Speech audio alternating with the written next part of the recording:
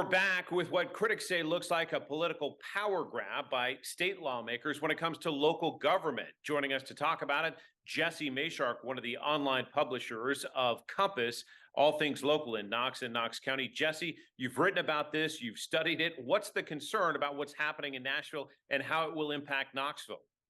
Yeah, there's been tensions for some years between the Republican-dominated state legislature and the biggest cities in the state, which tend to be more liberal and led by Democrats, even though they're nonpartisan governments officially.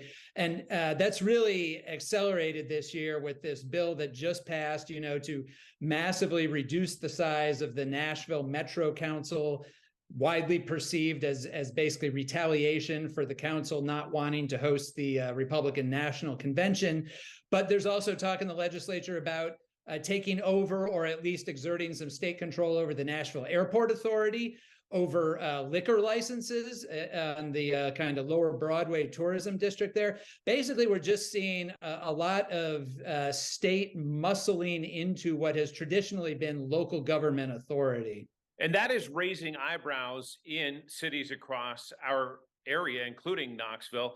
Explain why, and a new development on the election side of things that targets Knoxville. Yeah, Knoxville, there's this bill out there that we've talked about where basically it would change the way district elections for city council seats are held. And that bill looked like it had kind of been pushed to the side for this year, but it has apparently been picked back up. Senator Frank Nicely is sponsoring it.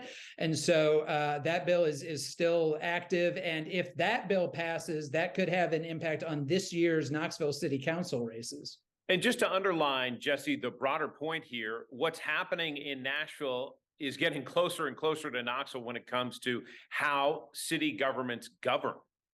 Yeah, I think when you see the state legislature start to flex its muscles this way toward any city in the state, it kind of puts every city in the state on notice for sure.